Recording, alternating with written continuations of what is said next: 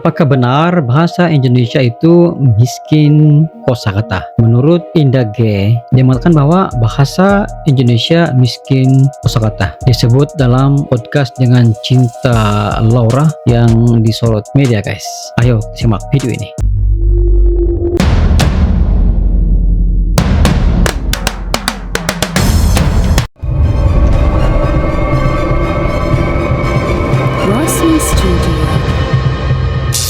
Bahasa Indonesia itu sebenarnya bahasa yang miskin kosakata, and it's very true, especially compared to languages like Arabic, English. You have the cultural convenience. How do I relay something as quick as possible, as convenient as possible, because I'm lazy? I'm sorry, but that's true. We're a lazy culture. And then on top of that, it's also that we deadass lack words. Percaya gak sih kalau gue bilang bahasa Indonesia itu lebih susah dibandingkan bahasa Inggris? Netizen, guys, tonton video ini sampai habis ya. Jadi 2 tahun lalu itu gue bener-bener baru sadar kalau bahasa Indonesia ini lebih susah dibandingkan bahasa Inggris. Karena bahasa Indonesia ini sebenarnya punya kata kerja yang ribet banget gitu untuk dipelajarin. Buktinya nih ya, di bahasa Inggris makan itu eat. Nah variasinya cuman paling eat, ate, eaten, eating. Gak ada lagi guys. Nah di bahasa Indonesia ini tanpa kita sadari banyak banget variasi kata kerjanya. Contoh kata kerjanya ya, makan. Variasinya tuh ada makan, lagi makan, makan yuk. Nah ini artinya ngajak orang makan nih. Makan nih. Nah ini artinya lu nyuruh orang makan makanan yang lu pegang. Makan tuh. Nah ini artinya ada 2 nih, gantung nada lu nya. Kalau lu ngomongnya makan tuh, artinya lu nyuruh orang makan makanan yang lu gak pegang. Kalau ngomongnya makan tuh, artinya lu puas setelah lu ngelakuin hal kasar atau kejam. Ada lagi nih, makanlah. Nah ini artinya banyak nih, tergantung nadanya juga. Kalau lu ngomongnya makanlah, artinya lu bujuk orang untuk makan. Kalau lu ngomongnya makanlah, artilah di situ artinya pasti. Jadi antara makanlah artinya lu pasti makan, atau gak makanlah artinya lu pasti gak makan. Nah ada lagi nih, makanin.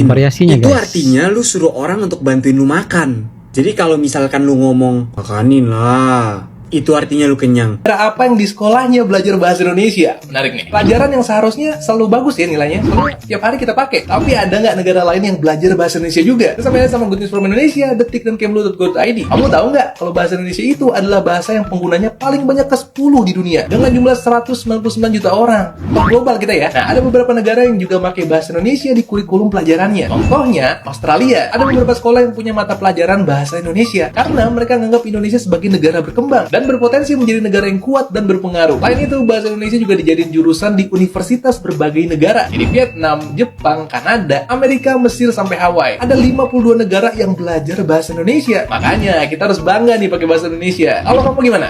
Nilai bahasa Indonesianya remet gak? Indonesia itu sebenarnya bahasa yang miskin kosakata, and it's very true. Bad news is a good news itu benar-benar works untuk jurnalis, apalagi dalam berita seperti ini. Kalau misalnya kalian lihat komennya, banyak banget yang ke-trigger tentang bahwa bahasa Indonesia itu adalah bahasa yang miskin. Kenapa gue bilang bad news itu benar-benar works? Kalau misalnya gue kasih contoh aja yang simple.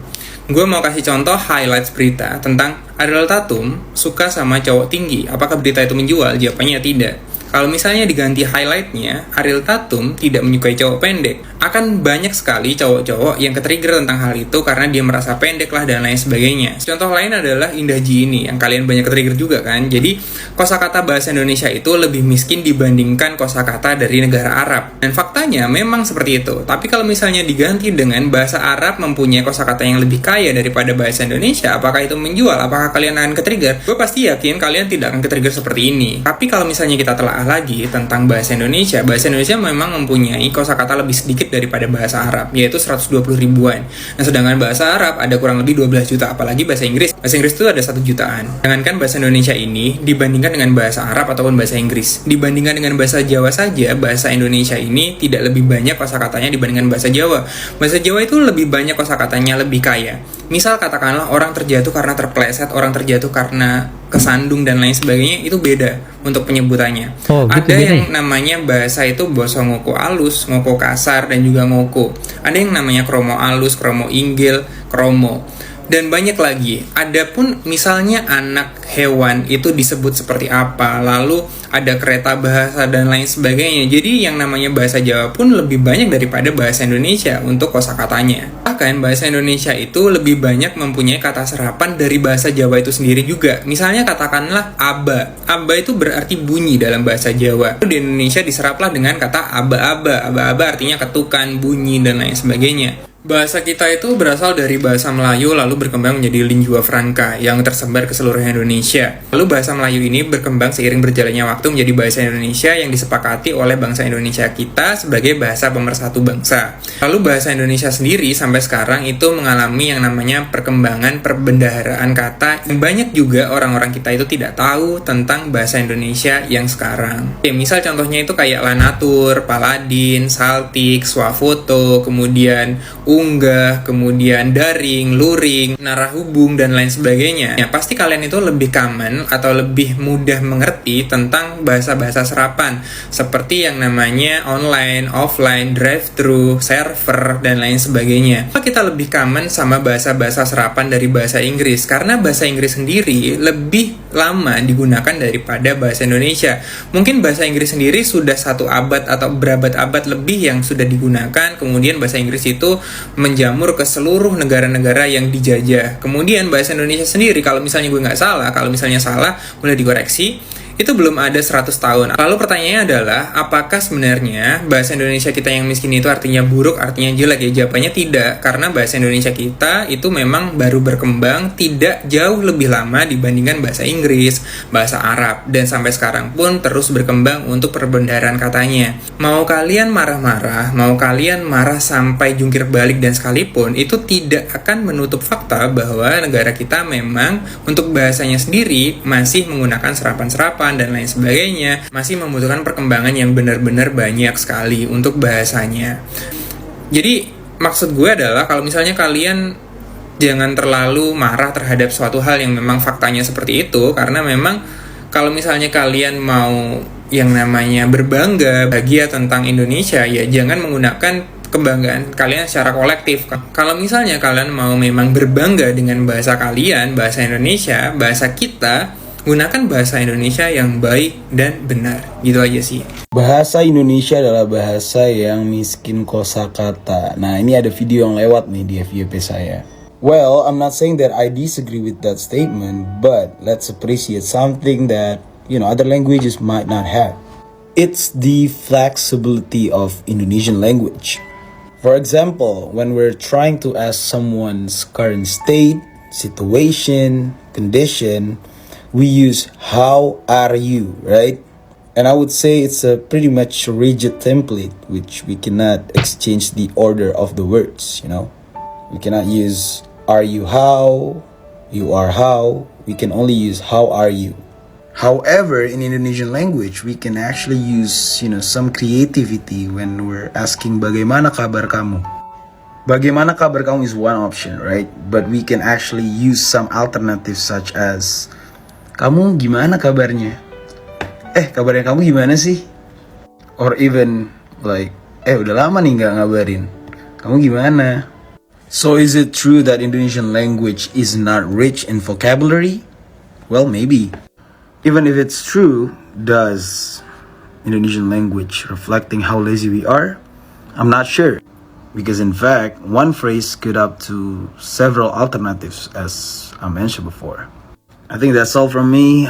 Pasming base out. Thank you. Sebenarnya bahasa yang miskin kosakata, and it's very true. Nona. Ini sekarang suasananya suasana senja, jadi tadi ada yang kirim saya reels Anda dan beberapa pendapat yang Anda sampaikan agak sedikit mengganggu saya, tapi mungkin saya harus sampaikan ini dengan kata mungkin supaya ini terdengar sedikit lebih halus dari apa yang sebetulnya ingin saya sampaikan secara terang benderang. Mungkin bukan kosakata bahasa Indonesia ini yang miskin, tapi kita yang memberi ruang terlalu sempit ataupun kecil untuk menampung kekayaan kosakata bahasa Indonesia yang sedemikian beragam, berwarna. Tadi Nona bilang Miskin berarti Nona tahu artinya miskin, tapi apakah Nona tahu apa itu miskin sekali? Itu disebut rudin. Sakit sekali itu disebut rodan, dan lelah sekali itu disebutnya lejar.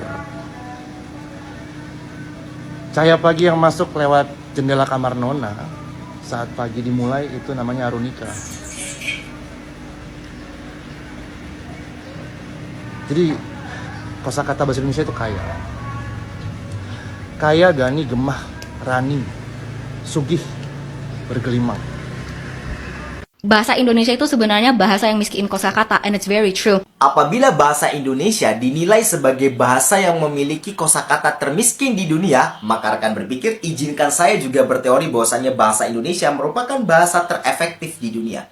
Rekan berpikir kita harus tahu apa sih kegunaan bahasa yang digunakan oleh masyarakat. Bahasa merupakan alat komunikasi yang digunakan oleh suatu masyarakat untuk menyampaikan maksud tujuan yang akan diberikan kepada seseorang yang ingin dituju. Dan kita juga harus tahu, rekan berpikir, bahwasannya bahasa merupakan cerminan dari masyarakat yang menggunakan bahasa itu sendiri. Untuk memahami ini, kita juga bisa menggunakan pendekatan geografis. Rekan berpikir, kita tahu bahwasannya bahasa Indonesia merupakan bahasa yang digunakan oleh masyarakat Melayu yang ada di dunia Melayu. Sedangkan kita tahu bahwasannya dunia Melayu secara geografis terletak di antara dua samudra dan dua benua. Ini memberikan keuntungan tersendiri secara geografis oleh masyarakat di dunia Melayu, terutama pada jalur perdagangan tersibuk di dunia. Kita memiliki ingatan kolektif pada sebuah lagu, misalkan nenek moyangku seorang pelaut. Tentu sebagai seorang pelaut pada zaman itu konteksnya adalah seorang pedagang. Tentu di sini kita bisa memahami bahwasannya dunia Melayu syarat akan dunia perdagangan. Tentu akan sangat meribetkan apabila kita memiliki bahasa yang agak ribet, karena kita di satu sisi harus fokus terhadap sesuatu komoditas yang ingin kita perdagangkan, tapi kita juga fokus untuk mempelajari bahasa yang agak rumit. Nah, sebagai sebuah perbandingan, kita juga bisa menilik beberapa bahasa yang agak sulit untuk kita pelajari, seperti bahasa Arab, bahasa Jerman, dan sebagainya. Kita ambil salah satu contoh saja seperti bahasa Arab. Bagi teman-teman yang pernah mempelajari bahasa Arab, tentu akan menyadari betapa sulitnya bahasa Arab, terutama pada pergantian verbnya, atau dalam sorofnya ataupun dalam nahwiyahnya ketika dikenai misalkan mana kosakata yang feminin, mana kosakata yang maskulin. Nah, karena sulitnya dalam bahasa Arab itu, masyarakat Arab menyadari bahwasannya ini agak tidak efisien ketika mereka gunakan dalam perdagangan, sehingga mereka menciptakan dua style bahasa, yaitu fushah dan amiyah. Tentu ketika kita menguasai bahasa fushah, ketika kita berbicara kepada masyarakat awam ataupun masyarakat yang ada di pasar, kita akan menyadari betapa berbedanya dua bahasa ini. Sehingga kita perlu menyadari bahwasannya dalam dunia perdagangan, semakin efisien ataupun semakin efektif kosakata yang digunakan itu akan memberikan keuntungan tersendiri, karena akan memudahkan komunikasi di antara dunia dagang itu sendiri. Sehingga saya bisa berteori dari sini bahwasanya bahasa Indonesia merupakan bahasa terefektif di dunia. Sebelum kita mulai berbicara tentang apa yang dirungkai oleh Indah G, dan ramai netizen membuat jawaban balas terhadap pernyataan Indah G yang menyebut bahasa Indonesia adalah bahasa yang miskin kosakata. Apakah benar bahasa Indonesia itu miskin kosakata? Kita kena ingat bahwa bahasa itu wujud karena perkembangan peradaban tamadun manusia. Asalnya manusia itu tidak ada bahasa. Maka perkembangan tamadun manusia berlaku, dan secara otomatis bahasa itu terwujud daripada permulaan daripada satu peringkat ke peringkat yang lebih tinggi. Perkembangan tamadun Indonesia itu merupakan salah satu kunci kepada perkembangan bahasa. Bahasa merupakan salah satu cara antara manusia dengan manusia lain berinteraksi, menyampaikan apa yang mereka ingin hajatkan, apa yang mereka ingin sampaikan, supaya antara yang menyampai dan mendengar dapat memahami. Kita Kita akui bahwa bahasa Inggris, bahasa Arab merupakan antara bahasa yang terawal ditutur di dunia. Tidak heran mereka mempunyai kosakata yang lumayan banyak. Namun sebenarnya dari segi perkembangan bahasa Indonesia, kita kena akur bahwa bahasa Indonesia sedang berkembang dengan penyerapan beberapa kosakata daripada bahasa-bahasa yang lain. Namun begitu, bahasa Indonesia bukanlah satu bahasa yang miskin sangat daripada kosakatanya. Ada setengah-setengah bahasa Indonesia yang dalam bahasa Inggris tidak terdapat kosakatanya. Namun sebaliknya ada bahasa Inggris yang tidak terdapat dalam kosakata bahasa Indonesia. Begitu sebaliknya dengan kosakata bahasa Arab. Namun ini bukan satu bukti bahwa bahasa Indonesia itu miskin kosakata. Karena setiap bahasa itu pasti ada kelemahannya. Titik kelemahan itu jangan dijadikan sebagai satu